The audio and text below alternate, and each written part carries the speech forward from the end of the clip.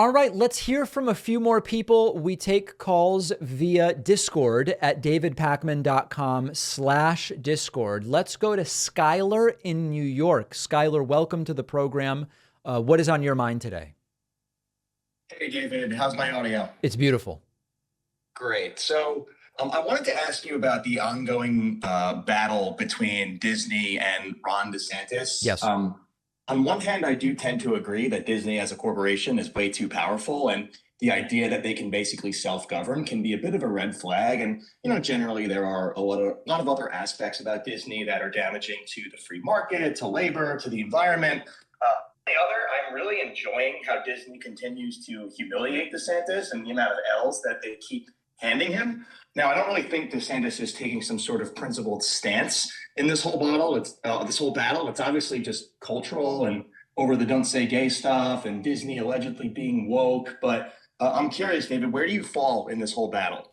I think that I share your concerns with the idea that a corporation can essentially work as a self-governing entity. I don't like that. I think it's not a power that should be delegated to corporations. And with that, I agree 100%. I do believe that DeSantis and this anti-woke movement has overplayed its hand as it applies to Disney and more generally. There's polling that now I've discussed a number of times that shows that the majority of the American public, it's not a huge majority, but it is a majority, actually falls on the woke rather than the anti-woke side on a lot of these different issues, including trans, LGBT, et cetera.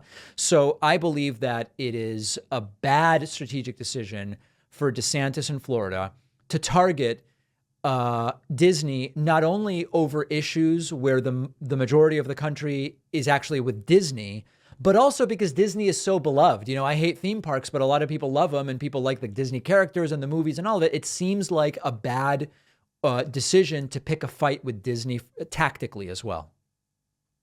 Yeah. And, my biggest, I don't know if it's a concern or just observation is obviously the continued escalation over, what being anti-woke actually means. I don't know where it ends. At this point, we're having a whole war on Western society and culture, whether it's education, whether it's medical science, whether it's, culture and religion.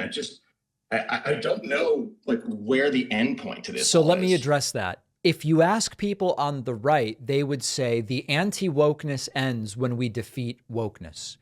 My view is that's never going to happen because the country has become more and more woke. I mean, if we think about wokeness as sort of like enlightened left-wing ideas, the country keeps moving more and more in that direction. So I think anti-wokeness ends as those ideas become less and less common. And when Republicans realize they're not going to win with anti-wokeness, then they'll move on to the next thing. Yeah, it's interesting how a lot of the, sort of corporate wokeness that gets, derided by the right, by big corporations, tends to typically only exist in the social sense. And Yes. that a lot of times this corporate wokeness doesn't really trickle down to improve progressivism around labor or equitability. 100%. And that's because for a lot of these corporations, they're just taking the view they determine to be more socially palatable. And it's because that's what's most profitable. Exactly. All right. Well, thank you very much for taking my call, David. All right. Thank you. Great to hear from you. There's Skylar in New York with a very interesting and important issues being brought up.